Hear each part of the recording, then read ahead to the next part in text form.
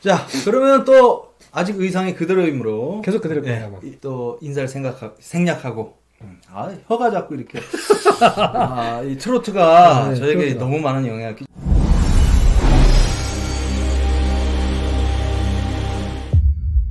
정신적으로 많이 피폐해졌습니다. 피폐해졌어요? TV를 켜기가 두려울 정도로 이런 상황에서 지나치긴 해. 그렇습니다. 그렇다면 제가 이렇게 불편하고 기분이 언짢은 이유는 네. 저는 트로트의 민족이 아니기 때문에 그런 것 같은데 그럼 우리는 과연 트로트 이전 시대에는 네. 어떤 음악을 했는가? 트로트 이전 시절. 우리가 흔히 얘기하는 국악, 타령, 민요, 민요라고 하면 또 안 된다 그랬으니까 판소리, 타령, 기악, 뭐 가야금 이런 것만 했는가? 트로트 이전에는 대중음악이 없었단 말인가? 그거에 대해서 네. 우리 교수님께서 한번 그러면 제목을 정리해 보자면 네네. 트로트는 우리나라의 음악이냐? 트로트는 우리나라의 음악이 아니라는 것을 보충 자료가 길게 할 있고, 거예요. 네. 길게 할 것이고 결론은 아니에요. 네, 아니에요. 아니지만 그러면 과연 그 우리나라의 음악이 아닌 트로트가 꽤 오래됐지 않습니까? 1900 저희 어머니 아버지 세대 때도 들으셨으니까 그럼 그 전 오빠는 풍각쟁이야 제가 알기로는 이런 노래가 되게 오래된 노래로 알고 있거든요. 근데 제가 알기로 그건 트로트가 아닌데 마치 트롯인 양 막 지금 불러대고 있는 거예요. 우리한테는 네. 참 미운 친구이기도 하고 네. 참 가깝지만 먼 친구인데 네네. 이 일본 네네. 일본이 전 세계에서 도서관학 그러니까 문물을 저장해 놓는 것은 독일보다도 잘하는 나라라. 사실 우리나라의 아름다운 모든 문화는 다 일본에 있어요. 네. 조선통신사부터 제가 다 일본에 있어요.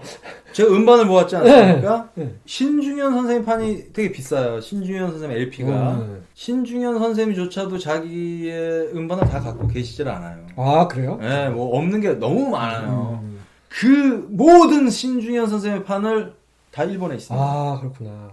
엄청 비싸요.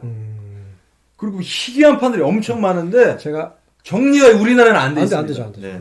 제가 예를 들어드린 겁니다. 똑같은 얘기인데 네네. 제가 청바지를 너무 좋아하거든요. 네네네. 왜냐면 청바지는 팝음악, 블루스 음악의 진수이자 정수이기 때문에 오버롤, 목화 탈 때부터 입었던 옷이라서 청바지를 너무 좋아하는데 이 청바지 회사인 가장 유명한 리바이스 회사가 샌프란시스코 대화재로 공장이 불타버렸어요.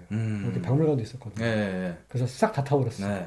그래서 리바이스 그 복원을 해야 되는데 어떻게 해야 될까 너무 고민이 돼서 누가 일본 가면 다 있어. 일본에 전 세계 리바이스 빈티지 청바지의 70%는 일본에 다 있어요. 그러니까 일본이라는 나라는 밉기도 하지만 그런 거는 그쵸? 너무 잘 됐고 제가 그 비틀즈의 모든 싱글 앨범부터 모든 앨범 정리가 일본에 다 돼 있습니다. 일본 찬양주의자가 된 듯합니다 갑자기. 그래서 갑자기 일본을 칭찬하면 일본이 아니요 잘하는 건 잘하는 거니까. 왜냐면 일본이 우리를 괴롭히지만 않았으면 일본은 참 우리한테는 좋은 우방이었을 거예요. 그런데 그 요시다 쇼인 그러니까 정한원 정한원이 맞나? 일본이 진출하기 위해서는 한국을 정복해야 된다라는 그 잘못된 사상 하나 때문에 서로 우리가 관계가 꼬인 거예요. 어쨌건 우리나라에는 트로트밖에 없었냐? 혹은 트로트는 우리나라 전통 음악이다 라는 이야기는 일본 분들이 반론을 해주십니다. 일본의 데이코쿠, 타이치쿠, 난 일본 발음 잘 몰라서 그리고 뭐 콜롬비아 레코드 이런데 다 우리나라 음악이 녹음돼 있어요. 심지어는 그 음악이 우리나라에 다시 증보판, 그 원판이 아닌 백판이 아닌 무슨 판이라 그러지? 한국에서 라이센스판, 그렇죠. 라이센스판으로 돼서 다 나와 있고 그 노래들이 지금 유튜브에 아카이브로 다 있어요. 그래서 오늘 여러분들이 이 방송을 통해서 기억해야 될 딱 한 사람이 있어요. 딱 한 사람. 그 사람의 이름은 김해송입니다. 이 한 분으로 인해서 우리나라 근대화 음악이 트로트만 아니라 수많은 음악이 존재했다. 음악계의 윤동주 같으신 분. 마지막에 이분이 변절하고 좋은 음악을 하기 위해서 일본에 협조한 걸 공으로 봐야 되느냐, 과로 봐야 되느냐, 과오로 봐야 되느냐에 대한 논란은 정말 많지만 전 세계에서 이건 자부할 수 있어요. 네. 전 세계에서 1910년, 1890년, 1900년, 1920년을 통틀어서 미국 음악을 1대1로 따라잡은 나라는 전 세계 우리나라밖에 없어요. 아하. 영국도 그렇게 못했어요. 그게 아카이브로 음. 녹음이 되어서 남아있습니다. 저도 들어봤는데 제목이 나무아미타불. 넘어갑니다. 네. 관세음보살. 청춘계급. 네, 청춘계급. 다방의 뭐, 푸른꿈. 쫙. 가장 히트곡이죠. 큰 히트곡. 네. 뭐가? 오빠는 풍각쟁이. 풍각쟁이. 이 모든 곡이 김혜성 선생님의 손에서 탄생한 네. 우리나라 순수 창작물이다. 네. 이분은 윤동주 선생님, 이중섭 선생님, 그리고 뭐 백남준 선생님의 버금갈 정도로 일본이 탐했던 예술가다. 그렇죠. 그래서 일본이 끝내 이 사람을 일본 사람으로 못 만든 걸 되게 아쉬워해요. 그런 위대한 예술가 우리나라에 좀 있어요. 일본에서 데려가려고 했던 많은데, 야, 뭐 그건 둘째치고 오빠는 풍각쟁이야라는 원곡을 들어보니 예. 트롯을 부르시는 분들이 오빠는 풍각쟁이야라는 노래 너무 많이 불러서 그게 트롯인가 싶어서 들어봤더니만 그 옛날 프랑스 음악 같은. 그쵸. 프랑스 음악, 사롱 음악, 뭐 캐바레, 뭐 이런 문화에서 캉캉춤 같은 거 추면서 막 부르던 그런 분위기의 그쵸. 노래인데 이것마저도 트로트라고 자꾸 우기고 있는 이런 현상은 그래서 도대체 무엇인지. 김혜성 선생님의 업적을 얘기를 하자면 네. 김혜성 선생님 제가 이제 앞으로 더 길게 설명할 네, 거예요. 다른 분들 때문에 사실은 트로트가 전파가 된 거예요. 이 그 일본에서 일본 음악으로 신기한 일은 일본에서 일본 음악으로 일본 군대의 군인들을 위로한 것이 아니라 일본에서 한국 뮤지션들의 음악으로 위문 공연을 다녔다라는 거는 처음 들어보셨어요. 사실은 자기네 나라에서 음악하는 친구들을 뽑아서 데리고 다니면서 위로를 하려니 음악의 질이 너무 후져서 이게 가장 가까운 나라인 한국에 이렇게 들여다보니까 정말 음악을 잘하는 귀중한 음악인이 있어서 이 사람한테 돈을 투자를 합니다. 그래서 한국에 레코드사를 차려서 그 레코드사를 통해서 우리나라 음악을 녹음하기 시작한 거죠. 사실 요 사이에는 이토 히로부미의 한국 연인인 거미의 여인이라고 부르는 그 연인과 그리고 한국, 일본 약간 반사기꾼이시긴 한데 연대 나오신 분, 그 이름도 나중에 설명해야 되겠지만 떡밥을 던지는 건데 그분이 일본에 가서 이토 히로부미하고 장난을 쳐가지고 한국에 이제 레코드사 차리는데 그 와중에 김혜송이라는 인물을 이제 발견을 하게 되는 거죠. 결론은 트롯 이전에 우리나라의 음악은 굉장히 훌륭했다. 네. 그래서 이분이 어떤 업적이 있냐면 우리나라의 음악을 서양 문물과 통합시켜서 거의 한 4가지 정도의 장르를 만들어요. 그 중에 3가지 장르를 이분이 다 작곡을 하셨죠. 정리를 하자면 첫 번째는 짜스송. 한국 얘기로 하면 재즈인데. 재즈죠. 네, 재즈송이라고 해서 재즈 형식을 빌어온 노래들도 있고요. 그리고 이제 신민요라는 분야를 만들어내요. 신민요라는 분야는 어떻게 탄생하게 됐냐면 우리나라 전통민요가 있었어요. 전통민요 중에 가장 우리나라의 음악이라고 알려져 있는 아리랑이 있는데 아리랑도 진도 아리랑, 경기 아리랑, 뭐 별 아리랑이 다 있는데 사실 우리나라의 진수라고 이야기하고 최초로 녹음되어진 것은 고려 아리랑이에요. 그 고려 아리랑은 지금 제가 알기로는 프랑스인가 아니면 미국에 동그란 에디슨 축음기로 녹음이 돼서 보관된 게 있어요. 이게 통? 네, 통으로. 그래서 고려 아리랑이라고 하는 음악이 있는데 그것도 나중에 그럼 제가 찾아서 고려 시대 또 온 건가요? 고려인. 고려인. 네, 그러니까 우리가 고려인이라 하면 그러니까 만주인. 지금 러시아에 살고 그렇죠. 계신 그래서 고려인들. 얼마나 슬프냐면 이 사람들이 용병으로 러시아와 일본과 이게 전쟁을 할 때 그쪽에 넘어가서 자기가 어렸을 때 북방 그러니까 고구려에서 불리우던 정말 역사가 가장 오래된 그 아리랑을 녹음을 해놓은 게 있어요. 그걸 듣고 이제 저도 찾아낸 거예요. 우리가 이제 그 트로트에서 쉽게 뭐 라시 도레미 뭐 이렇게 해서 뭐 마이너 펜타토닉 아니에요. 전 세계에 그 음계는 존재하지 않는 음계예요. 그러니까 우리가 피아노 건반이 12개잖아요. 그 사이에 있는 음계거든요. 이거 12개 건반 안에 없다. 네, 그리고 리듬도 굉장히 탁월해요.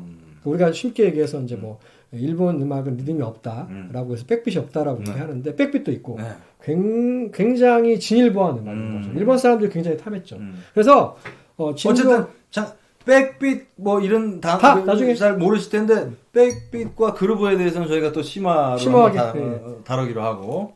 네. 그래서 프렌치 재즈, 네. 프렌치 극장식 음악과 미국에서 그 시절에 유행했던 케이크워크, 렉타임 음악을 도합을 해서 음악을 만든 게 청춘계급이라는 노래인데 그게 재즈송이에요.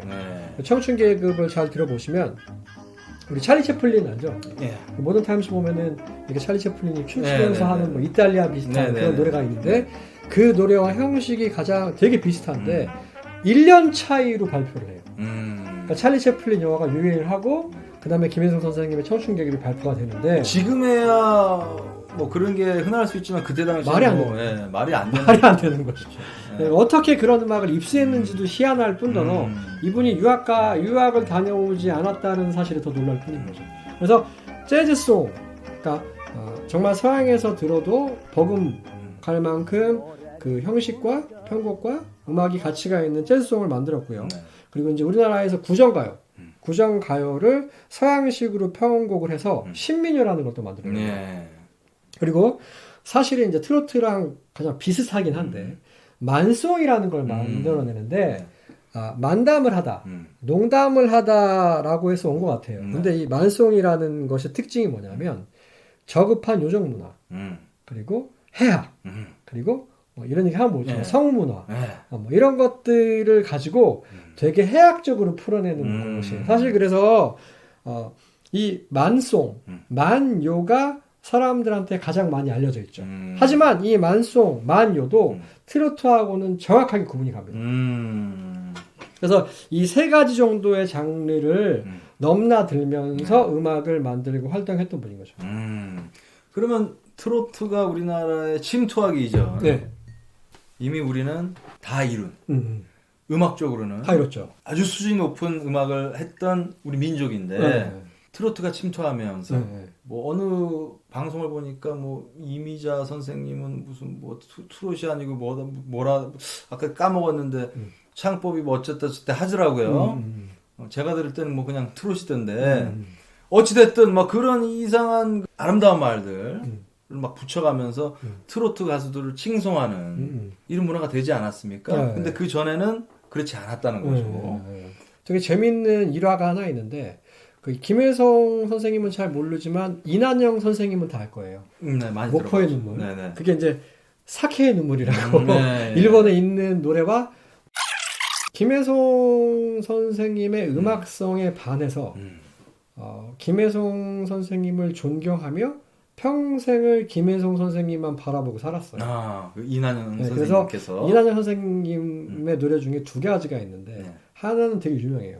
목포의 눈물이에요. 요게 이제 손목인 선생님 드디어 등장하는데 트로트와 뽕짝을 우리나라에 전파한 손목인 박시춘이 두 분이 있는데 요 두 분 때문에 사실은 음악이 이상해지긴 한 거거든요. 저급해진 건데 이 두 분의 음악으로 히트를 한 거예요.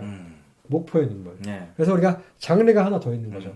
김혜성 선생님은 재즈송, 신민요, 만요만 했고 트로트나 뽕짝은 안 했단 말이에요. 그거는 손목인 박시춘 선생님이 담당을 한 거죠. 자, 그래서 목포의 눈물은 뽕짝이다. 일본의 류코카, 유행가이었고 후기 연가, 앵카였다. 근데 그 노래는 이난영 선생님이 좀처럼 부르지 않았어요. 그러면 무슨 노래 불렀냐? 이난영 선생님한테 김혜성 선생님이 선물해준 다방의 푸른 꿈인데 이 노래를 들어보면 서머타임하고 되게 비슷해요. 그 블루 서머타임. 그래서 이난영 선생님이 목포의 눈물은 별로 부르지 않았고 심지어는 트로트가 너무 싫어서 맨날 도망 다니다가 그 꿈을 언제 이루냐? 김시스터즈라고 들어본 적 있어요?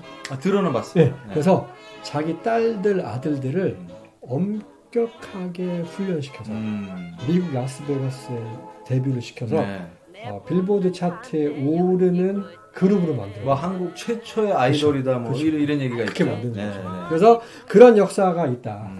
그럼 제가 이 말씀 좀 드릴게요. 네. 우리 트로트를 좋아하시는 분들이 가장 좋아하는 가수가 네. 배호 선생님이라고 제가 알고 전 있어요. 배우 선생님들 잘 모르는데. 그러니까 맞습니다. 트로트를 좋아하신다고 지금 뭐 자칭 팬이라고 하시는 분들이 배호 선생님 너무 좋아해요. 또 우리 임영 동생이 또 배호 선생님을 닮은 이미지가 한몫한 것도 저번에 보니까 네. 똑같더라고요. 네. 네. 그래서 그만큼 배호 선생님 좋아하는데 배호 선생님이 트로트를 이렇게 싫어했습니다. 아, 그분도? 네. 와. 그래서 정말 자기가 다 불렀는데? 그거는 그 삼촌. MBC 오케스트라 단장이었던 MBC가 KBS인가 하여튼 가족이 다 그쪽인데 이걸 불러야 된다. 라고 해서 어지로 부른 거예요. 히트를 하니까 그리 좋지 않은 나머지 배우 형님 이 영상 보면 결국 그걸 다 보사로 불러요. 보사노바로. 공연 때는. 트로트를 안 부르고. 브라질식으로. 그거를 우리 팬분들은 아셔야 된다. 지각이 있는 분들은 짧게는 자꾸 피해간다는 거죠. 이 트롯이 그렇게 바람직한 멜로디와 리듬이 아니기 때문에. 가깝게는 우리 김현식 형님도. 그렇죠. 사랑했어요는 그거는 김현식 편에서. 사랑했어요, 싫어했어요. 여기서 예고를 좀 드리자면 김현식과 마주왕이라는 편으로 저희가 또 방송 마주왕. 하여튼 그런 말씀을 드린다. 그래서 결국 우리는 그것을 알아야 된다. 오늘의 결론 우리는 원래 트로트의 민족은 아니었으며 트로트는 어찌저찌 여차저차해서 일본으로부터 수입이 된 음악이고 거기에 너무 머물러 있었고 그거를 부르는 위대한 가수 배우는 그게 싫어서 공연 때는 브라질 리듬을 불렀다. 라는 거. 오늘의 결론을 말씀드리면 그렇습니다. 다음 시간에는 그러면 이런 심각한 국가적 재난 코로나와도 같은 이 트로트 재난을 우리는 어떻게 극복해 나갈 것인가를 이야기하도록 하면 원래는 트로트의 침투에 대해서 얘기를 했는데 침투는 저희가 좀 자세히 다뤄야 되기 때문에 너무 자세히 다뤄야 돼요. 그거는 이제 저희가 보충 자료와 또 나중에 여러 같은 악플이 달리면 진짜 한 번 더 그 분들과 한번 생각해 보는 시간. 그 마블처럼 저는 인물로 설명하는 게 재밌는 것 같아요. 그러면 그때 가서 인물로 정리하자면 우리나라는 윤동주, 이중섭, 백남주, 김혜송 보유국이다. 이렇게 정리하면 좋을 것 같아요. 그래서 여러분들이 알아야 될 인물은 김혜송 선생님에 대해서 좀 알면 참 좋겠어요. 다 알았으면 좋겠어요. 그렇죠. 그렇게 따지면 뭐 위대한 분들이 많아요. 많지만 일단 그 대표 인물을 그렇게 하도록 하고 그럼 저희는 다음 시간에 뵙겠습니다. 이 트로트 19를 어떻게 극복해야 될 것인지를 연구해 보도록 하면서 인사드리겠습니다. 엄부TV의 김지미였습니다. 김신일이었습니다.